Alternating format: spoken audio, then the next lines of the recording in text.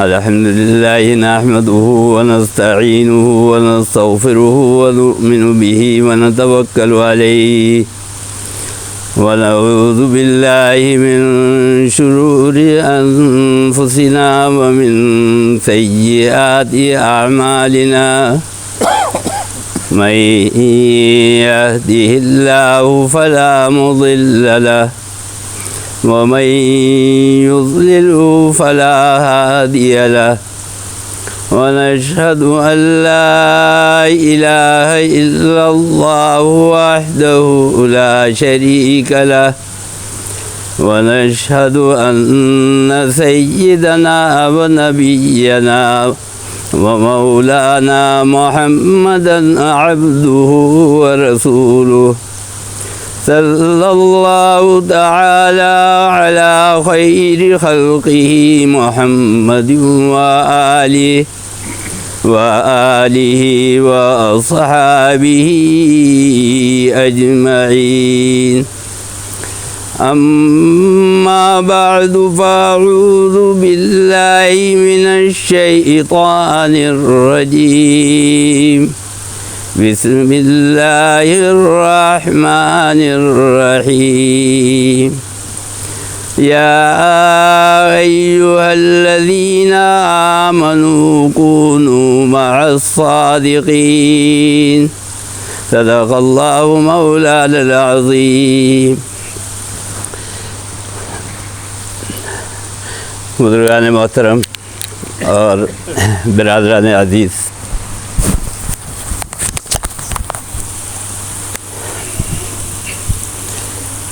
میں معمولی سا طالب علم آدمی ہوں، اور یہ ہمارے بزرگوں کا، حافظ صاحب کا ظرف ہے، بڑا پن ہے کہ انہوں نے مجھے اس وقت کچھ باتیں کہنے کے لیے ارشاد فرمایا، ورنہ میں اپنے آپ کو اس قابل سمجھتا نہیں ہوں.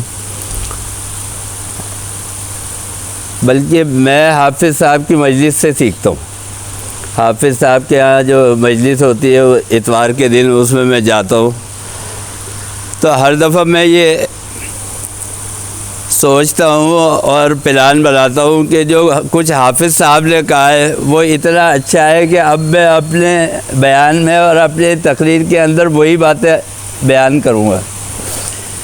لیکن بس ہمیں کچھ ایسے بزرگوں کی صحبت اور اس کا چسکا پڑا ہوا ہے کہ وہ ہم اس دائرے سے نکل نہیں پاتے.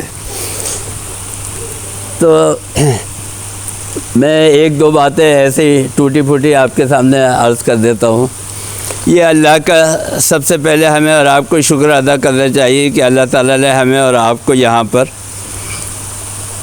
اس محفل کے اندر، دینی مجلس کے اندر بیٹھنے کی توفیق عطا فرمائی. مقام فنا تک جو پہنچے ہیں اے دل، تو مر گئے ہیں مگر آ گئے ہم. جو حافظ صاحب کی لائن ہے وہ تصوف کی لائن ہے. اولیاء اللہ اور بزرگان دین کی جو لائن ہوتی ہے وہ تصوف کی لائن ہوتی ہے. اور ہماری جو فیلڈ ہے، ہماری جو لائن ہے، ہم علماء کی اور عالموں کی صحبت کے اندر رہے ہیں، تو ہماری لائن، ہم ان کے پیچھے چلتے ہیں. ہماری لائن وہ علماء والی لائن ہے. میں عالم نہیں ہوں، لیکن میں علماء کی اقتداء کرتا ہوں. اور جو اولیاء اللہ اور بزرگان دین کی لائن ہے، یہ علماء کی لائن سے اوپر ہے. حضرت مولانا جلال الدین رومی رحمۃ اللہ علیہ بہت بڑے اولیاء اللہ اور عالم گزرے ہیں، اور ان کی مذہبی جو ہے وہ مذہبی مولانا روم کے نام سے مشہور ہے. ان کو جب حکم ہوا تو وہ علم حاصل کرنے کے بعد آئے جہاں پر ان کے شیخ شمس تبریز تھے، لیکن ابھی یہ وہ موقع ہے کہ جب ان کی مولانا جلال الدین رومی رحمۃ اللہ علیہ کی شمس تبریز رحمۃ اللہ علیہ سے ملاقات نہیں ہوئی ہے۔ مولانا جلال الدین رومی رحمۃ اللہ علیہ ان کے وطن میں، ان کے ملک کے اندر آئے، اور آنے کے بعد حضرت شمس تبریز رحمۃ اللہ علیہ کو ڈھونڈنے لگے، اور ایک بازار تھا، وہاں پہ وہ آرام کرنے کے لیے لیٹ جایا کرتے تھے، کبھی کہیں کبھی کہیں۔ تو ایک مرتبہ ایک بازار کے اندر ایک تھڑے کے اوپر مولانا جلال الدین رومی رحمۃ اللہ علیہ نے دیکھا کہ ایک درویش ہیں، ایک بزرگ ہیں، وہ لیٹے ہوئے ہیں۔ اچھا، مولانا جلال الدین رومی رحمۃ اللہ علیہ میں نے بتایا کہ بہت بڑے عالم تھے، تو وہ جب چلتے تھے تو حدیث کا درس دیتے ہوئے گھر سے چلتے تھے، اور ان کے ساتھ طلبہ کی ایک بہت بڑی فوج ہوتی تھی جو ان سے اکتساب فیض حاصل کرتی تھی۔ تو حضرت مولانا جلال الدین رومی رحمۃ اللہ علیہ جو ہے وہ جب پہنچے وہاں اس بازار کے اندر جہاں پر یہ بزرگ لیٹے ہوئے تھے، آرام کر رہے تھے، تو جب ان کا قافلہ آیا مولانا جلال الدین رومی رحمۃ اللہ علیہ کا، تو حضرت شمس تبریز رحمۃ اللہ علیہ دونوں ہاتھ کھول کے مولانا جلال الدین رومی رحمۃ اللہ علیہ کے سامنے آ کے کھڑے ہو گئے۔ مولانا جلال الدین رومی رحمۃ اللہ علیہ سے کہا کہ فقیر کا ایک سوال ہے، اس سوال کا جواب دے کر جائے گا۔ انہوں نے کہا کہ کیا سوال ہے؟ مولانا جلال الدین رومی رحمۃ اللہ علیہ سے کہا حضرت شیخ شمس تبریز رحمۃ اللہ علیہ نے کہ میں یہ جاننا چاہتا ہوں کہ شیخ عبد القادر جیلانی رحمۃ اللہ علیہ کا مرتبہ اور مقام بڑا ہے، یا سرکار دو عالم صلی اللہ علیہ وسلم کا مرتبہ اور مقام بڑا ہے؟ اب مولانا جلال الدین رومی رحمۃ اللہ علیہ فرماتے ہیں کہ جب انہوں نے یہ سوال کیا تو ایک آگ میرے پاؤں کے پنجوں سے داخل ہوئی، اور میرے پاؤں سے ہوتی ہوئی سارے جسم کے اندر سے ہوتی ہوئی دماغ کے اندر وہ آگ پہنچی، اور غصے کے مارے میرا دماغ جو تھا وہ کھولنے لگا۔ اور مولانا جلال الدین رومی رحمۃ اللہ علیہ نے سخت ڈانٹنے کے انداز میں کہا کہ یہ سوال کوئی کرنے کا ہے؟ جو مرتبہ اور مقام سرکار دو عالم صلی اللہ علیہ وسلم کا ہے وہ کسی اور کا ہو نہیں سکتا، تو آپ نے یہ سوال کیوں کیا؟ اب دیکھیے آپ، حضرت شیخ شمس تبریز رحمۃ اللہ علیہ فرماتے ہیں کہ نہیں، میرے پاس اس کی دلیل ہے، آپ میرا مسئلہ حل کریں، میرا سوال حل کریں۔ میں آپ کو بتا رہا ہوں اولیاء اللہ کا مقام اور مرتبہ۔ انہوں نے کہا کہ میرے پاس دلیل یہ ہے کہ بغداد کی جامع مسجد ہے، شیخ عبد القادر جیلانی رحمۃ اللہ علیہ خطبہ دے رہے، اور آپ کی زبان سے یہ الفاظ جاری ہوئے کہ اولیائی تحت قبائی لا یعرفو سوائی، جتنے بھی اولیاء اللہ ہے وہ سب میری جیب کے اندر ہے، اور جتنی مجھے معرفت حاصل ہوئی ہے اتنی معرفت کسی کو حاصل نہیں ہوئی۔ اور اس کے مقابلے میں حضور اکرم صلی اللہ علیہ وسلم کا ایک ارشاد مبارک ہے، آپ صلی اللہ علیہ وسلم فرماتے ہیں کہ ما عرفناک حق معرفتک، جتنی معرفت اللہ نے مجھے دی ہے مجھ سے اس کا حق ہی ادا نہیں ہوا، میں اللہ تعالیٰ کی معرفت کا حق ادا نہیں کر سکا۔ اب آپ بتائیے، جو ذات اور ہستی یہ کہتی ہے کہ میں معرفت کا حق ادا نہیں کر سکا، اس کا مرتبہ اور مقام بڑا ہونا چاہیے، یا جو یہ کہتا ہے کہ مجھ سے زیادہ معرفت کسی کو حاصل نہیں ہوئی، اس کا مرتبہ اور مقام بڑا ہونا چاہیے۔ علم دین جو ہے وہ اسی لیے ضروری ہے۔ اب مولانا جلال الدین رومی رحمۃ اللہ علیہ ٹھنڈے ہوئے، اور اس کے بعد انہوں نے کہا کہ نہیں، آپ کو سمجھنے میں غلطی ہوئی ہے۔ فرمایا کہ ہر آدمی کا ایک ظرف اور برتن ہے،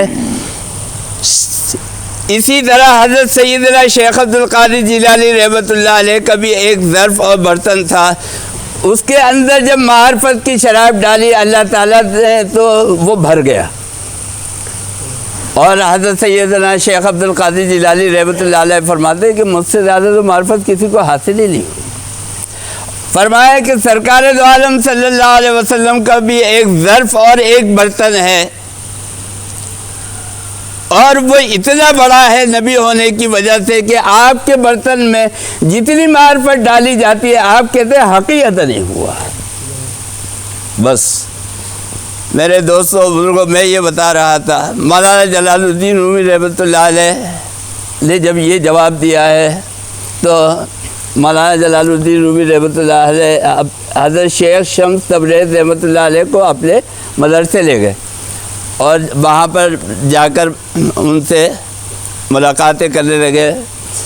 ایک مرتبہ حوض کے کنارے بیٹھے ہوئے تھے، مولانا جلال الدین رومی رحمۃ اللہ علیہ چونکہ مطالعہ کرتے تھے، ہر وقت کتابیں ان کے پاس تھیں، تو مولانا جلال الدین رومی رحمۃ اللہ علیہ کی کتاب اٹھائی شیخ شمس تبریز نے اور حوض میں ڈال دی، دوسری کتاب اٹھائی وہ حوض میں ڈال دی، تیسری کتاب اٹھائی وہ حوض میں ڈال دی۔ اچھا، اس زمانے میں لکھائی جو ہوتی وہ سیاہی سے ہوتی تھی اور سیاہی پانی کے اندر مٹ جاتی ہے۔ اب مولانا جلال الدین رومی رحمۃ اللہ علیہ کی جو کتابیں تھیں وہ تو ایک قیمتی خزانہ تھا۔ انہوں نے جب یہ دیکھا کہ میری ساری کتابیں انہوں نے شیخ نے حوض کے اندر ڈال دی تو ان کو غصہ آ گیا، اور انہوں نے کہا شیخ یہ آپ نے کیا کیا؟ انہوں نے کہا تم پریشان نہیں ہو۔ انہوں نے حوض سے ایک کتاب نکالی، اٹھائی، دے دی، اس کے اندر پانی کا ایک قطرہ موجود نہیں، اور کتاب کی لکھائی جو ہے وہ ویسے ہی لکھی ہوئی تھی۔ مولانا جلال الدین رومی رحمۃ اللہ علیہ سمجھ گئے کہ یہ کوئی بہت بڑے ولی اللہ ہے، اور ولی اللہ جو ہے، ہم اور آپ کیوں بیٹھتے ہیں یہاں پر، اولیاء اللہ کے پاس کیوں بیٹھتے ہیں ہم، یہ ہمیں اور آپ کو سمجھنا چاہیے۔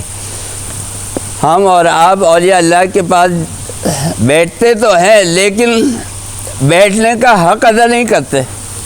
مولانا جلال الدین مولانا اشرف علی تھانوی رحمۃ اللہ علیہ نے اپنے ملفوظات کے اندر لکھا ہے کہ ایک بہروپیہ تھا، وہ بادشاہ کے دربار کے اندر مختلف شکلیں اور صورتیں بنایا کرتا تھا۔ تو بادشاہ نے کہا کہ بھائی اب تو بہت پرانا ہو گیا ہے، کبھی ڈاکٹر بنتا ہے، کبھی انجینئر بن کے آتا ہے، کبھی حکیم بن کے آتا ہے، اب میں تجھے پہچان لیتا ہوں، جا تو اب کہیں اور نوکری کر، یہاں سے جا۔ انہوں نے کہا کہ کہاں جاؤ؟ انہوں نے کہا جا کہیں بھی جا۔ وہ چلا گیا اور جا کے اس نے کچھ دور کے بادشاہ سے محل سے کچھ فاصلے پر جا کے جھوپڑی بنائی۔ اچھا، جس کو کچھ نہ آتا ہو نا بس وہ یہی کام کرتا ہے۔ آج کل آپ ریٹائر لوگوں سے پوچھیں کہ بھائی کیا کر رہے ہیں، کہتے ہیں کہ وہ بھائی تفسیر قرآن لکھ رہے ہیں۔ تو مولانا احتشام اللہ تھانوی رحمۃ اللہ علیہ فرماتے تھے، فرمایا کہ کرے مسٹر نہ ہرگز جرأت تفسیر قرآنی، کرے مسٹر نہ ہرگز جرأت تفسیر قرآنی، زبان یار من ترکی و ترکی نمیدانی۔ ارے تجھے قرآن کی زبان آتی نہیں، عربی کی زبان آتی نہیں، اور تو تفسیر لکھنے بیٹھ گیا۔ تو اس نے کیا کرا کہ وہ گیا، جا کے جھوپڑی ووپڑی ڈالی اور اولیاء اللہ کی طرح داڑھی بڑھائی، امامہ باندھا، لمبا کرتا پہنا اور جا کے جھوپڑی کے اندر تسبیح لے کے بیٹھ گیا۔ اچھا، اب ہمارے ہاں تو لوگوں کو عقیدت ہو ہی جاتی ہے، لوگوں نے جب دیکھا یہاں کوئی بیٹھا ہوا ہے، یہ کوئی فقیر ہے اور تسبیح گھما رہا ہے، سمجھے کوئی بہت بڑا اللہ والا ہے۔ وہ تو درباری تھا لیکن لوگوں کو پتہ نہیں، انہوں نے سمجھا کہ درباری۔ ایک مرتبہ بادشاہ کا وہاں سے گزر ہوا تو بادشاہ نے پوچھا کہ بھائی یہ کون ہے؟ تو وزیر نے بتایا کہ کوئی اللہ والے ہیں، کہیں سے آ کے بیٹھ گئے، یہاں پہ اللہ اللہ کر رہے ہیں، اللہ کی عبادت کر رہے ہیں۔ انہوں نے اچھا، اس زمانے میں بادشاہوں کا مزاج یہ تھا کہ وہ اللہ والوں سے عقیدت رکھتے تھے، ملتے تھے، تو انہوں نے کہا کہ ان سے اجازت لے کے آؤ، ہم ان سے ملاقات کریں گے۔ تو وہ وزیر گیا، جا کے اس سے کہا کہ بادشاہ سلامت جو ہے وہ آپ سے ملنا چاہتے ہیں۔ تو اس نے کہا کہ جاؤ جاؤ، میں کسی سے نہیں ملتا، ہمارے پاس ٹائم نہیں ہے، ہم اللہ والے لوگ ہیں، عبادت کے اندر لگے ہوئے، تم ہمارا آ کے ٹائم ضائع نہیں کر۔ تو وہ بادشاہ نے کہا کہ بھائی یہ تو آنے نہیں دیتے۔ ایک مرتبہ بادشاہ نے یہ ارادہ کیا کہ بغیر اجازت ہی ہم چلے جائیں گے۔ وزیر نے جا کے بتایا کہ بادشاہ سلامت آ گئے، اب آپ چاہے دھکے دے کے نکال دیں، لیکن بس وہ آپ کی زیارت کرنا چاہتے ہیں۔ انہوں نے بولا اچھا چلو تم آ جاؤ اور آ کے بیٹھ جاؤ، بس میرا زیادہ ٹائم ضائع نہیں کرنا، تھوڑی سی بات کر کے اس کے بعد اٹھ جانا۔ وہ بادشاہ سلامت آئے، وہاں پہ بیٹھے، اس سے ملاقات کی، ایک دو باتیں دین کی کہی، اس کے بعد جو ہے وہ بادشاہ سلامت نے کہا میں اجازت چاہتا ہوں، اب جانا چاہتا ہوں۔ انہوں نے کہا ٹھیک ہے جاؤ۔ انہوں نے اشرفیوں کی تھیلی نکالی بادشاہ سلامت نے، اور وہ بزرگ جو بنا ہوا تھا درباری اس کو پیش کی۔ اب وہ کھڑا ہو کے غصے میں اس نے تھیلی کو ایک لات ماری اور کہا کہ تم کیا سمجھتے ہو اللہ والے جو ہے یہ تمہاری اشرفیوں کے اندر بکے گی کیا؟ چلو جاؤ یہاں سے نکل جاؤ۔ وہ بادشاہ سلامت نے کہا بھیا یہ تو ان سے زیادہ بات کرنا ٹھیک نہیں ہے، وہ چلے گئے۔ اب جب یہ تھوڑی دور گیا تو یہ درباری نکل کے آیا اور پیچھے پیچھے بھاگتا ہوا بادشاہ سلامت ٹھہری ہے۔ اب جب یہ آئے یہاں پہ اور قریب آئے تو دیکھا اس نے امامہ وغیرہ اتارا، او ہو، انہوں نے بولا تو تھا؟ انہوں نے کہا ہاں جی، آپ نے مجھے مایوس کر دیا تھا کہ میں کچھ نہیں کر سکتا، تو میں نے یہ بھیس اپنایا تھا اللہ والوں کا۔ انہوں نے کہا اچھا ایک بات بتا، یہ پہچان ہے جو صحیح اور نیک اولیاء اللہ ہوتے ہیں، اولیاء اللہ تو ہوتے ہی نیک ہیں، جو صحیح اولیاء اللہ ہوتے ہیں ان کی یہ پہچان ہے۔ بادشاہ سلامت نے کہا کہ یہ جو بیروب تو نے بنایا، یہ بھیس بدلا، اس پہ تو تجھے انعام ملنا ہی تھا، یہ بتا کہ تو نے اس تھیلی کو لات کیوں ماری؟ کہنے لگا میں نے جن اللہ والوں کا روپ اختیار کیا تھا ان کا طریقہ یہ ہے کہ وہ دولت کو لات مارتے ہیں، قبول نہیں کرتے۔ اگر میں لات نہ مارتا تو میرا بہروپ جو ہے وہ مکمل نہ ہوتا، تو لہذا میں نے اس لیے لات ماری۔ انہوں نے کہا کہ واہ جو ہے، تو میں یہ بتا رہا ہوں کہ ہم اور آپ جو ہے وہ تو اللہ والوں کی صحیح نقل بھی نہیں کرتے، یعنی اگر ہم اور آپ اللہ والوں کی صحیح نقل کر لیں تو ہم اور آپ جو ہے وہ اصل میں ہم اور آپ جو ہے وہ اللہ والوں کو پہچانتے نہیں ہیں۔ اللہ والوں کی صحبت ہم اور آپ کیوں اختیار کرتے ہیں؟ مولانا تھانوی رحمۃ اللہ علیہ کے پاس بھی بڑے بڑے فنکار لوگ آتے تھے۔ ایک آدمی آیا، آ کے اس نے کہا کہ آپ یہ کہتے ہیں کہ نیکوں کی صحبت اختیار کرو، یعنی اللہ والوں کی، اور بروں کی صحبت سے بچو، تو جب برا آدمی نیک آدمی کے پاس آئے گا تو اس کا اثر جو ہے وہ تو نیک آدمی کے اوپر پڑے گا، تو نیک آدمی بھاگے گا کہ بھائی میں اس برے سے بچوں، تو ان دونوں کا ملاپ کیسے ہوگا؟ برے آدمی کی اصلاح کیسے ہوگی؟ حضرت تھانوی رحمۃ اللہ علیہ نے فرمایا کہ نہیں، اس کا فارمولہ سمجھنے کی ضرورت ہے۔ ایک ہوتا ہے مخدوم کا مقام اور مرتبہ، اور جو اصلاح کے لیے آ رہا ہے وہ ہے خادم۔ فرمایا کہ مخدوم کا اثر جو ہے وہ خادم کے اوپر پڑتا ہے، کوئی برا آدمی آئے گا تو مخدوم کا، اللہ والے کا اثر اس کے اوپر پڑ کے برے آدمی پر اس کی اصلاح کر دے گا، اور جو اولیاء اللہ ہیں، اللہ والے ہیں، ان کے اوپر اس آنے والے برے آدمی کی برائی کا کوئی اثر نہیں ہوگا۔ اس کی مثال دی مولانا جلال الدین رومی رحمۃ اللہ علیہ نے۔ ایک گناہ گار آدمی تھا، میلا کچیلا، کپڑوں کے اندر کیچڑ میں لت پت، دریا کے کنارے سے جا رہا تھا، تو وہ جب جانے لگا تو دریا نے آواز لگائی اور کہا کہ تو میلا کچیلا ہو رہا ہے، کیچڑ کے اندر لت پت ہے، تو آ جا میرے دریا کے اندر آ جا تو صاف ہو جائے گا۔ اس نے کہا کہ نہیں، میں اتنا گندا ہوں، اتنا کیچڑ میں لدا ہوا ہوں کہ اگر میں دریا کے اندر آؤں گا تو تیرا پانی خراب ہو جائے گا، گندا ہو جائے گا، تو میں دریا کے اندر نہیں آتا۔ تو دریا نے کہا کہ نہیں، تو بے خوف ہو کر میرے دریا کے اندر غوطہ لگا دے. جب تو میرے اندر آئے گا تو تو دیکھے گا کہ تو بھی پاک صاف ہو گیا اور میرے دریا کے پانی میں کوئی غلاظت اور کوئی میلاپن نہیں آیا. تو جب کوئی گناہگار آدمی اللہ والوں کے پاس آتا ہے تو اللہ والے اس کی اصلاح کرتے ہیں اور اللہ والے جو ہے وہ اپنی جگہ پر ویسے ہی رہتے ہیں. ایک آخری واقعہ، اولیاء اللہ کا مقام کیا ہے ہم اور آپ تو نہیں پہچانتے. ہم تو کہتے تھے کہ بس آج کل ہمارے پاس سب سے آسان کام یہ ہے کہ ہم کسی کے اوپر بھی انگلی اٹھانا یہ سب سے آسان کام ہے. بس یہ تو ایسے ہی ہے، فلانے ایسے ہی ہے. حضرت پیر صابر شاہ کلیری رحمۃ اللہ علیہ بہت بڑے اللہ والے بزرگ ہیں، آپ نے سنا ہوگا. ان کے یہاں ظہر کے بعد مسجد میں ظہر کی نماز کے بعد یہ جو آپ ابھی ذکر کریں گے یہ اللہ اللہ کا ذکر ہوتا تھا. اللہ اللہ اللہ اللہ کی ضربیں لگائی جاتی تھی، اللہ اللہ کی ضربیں لگائی جاتی تھی. یہ واقعہ میں اس لیے بتا رہا ہوں کہ آج ہمارے اور آپ کے معاشرے میں یہ کام ہو رہا ہے، یہ برائی ہو رہی ہے. یہ ابھی آپ کو سمجھ میں آ جائے گا. ایک مرتبہ اور لاکھوں مریدین ان کے حلقہ ذکر کے اندر ایک مرتبہ ذکر ہو رہا، ظہر کی نماز ختم ہو گئی، اس کے بعد حضرت نے ذکر شروع کیا، اللہ اللہ اللہ اللہ اللہ اللہ، اس کی ضربیں لگ رہی. اتنے میں وہاں مسجد کے قریب سے ایک بارات گزر رہی اور وہاں پہ وہ ڈھول بج رہا، گانے بجا رہے، ناچتے ڈانس کرتے ہوئے وہاں سے جا رہے. یہ واقعہ میں اس لیے بتا رہا ہوں کہ میں نے اپنی مسجد کے ارد گرد خود ایسا واقعہ دیکھا، اور بھی بہت ساری مساجد کے آس پاس اس قسم کے واقعات ہوتے. شور شرابہ تو ایک عام بات ہے، یعنی ناچ گانے اور ڈیک کے اوپر موسیقی چل رہی ہے. اب وہاں ذکر کے اندر خلل پڑا.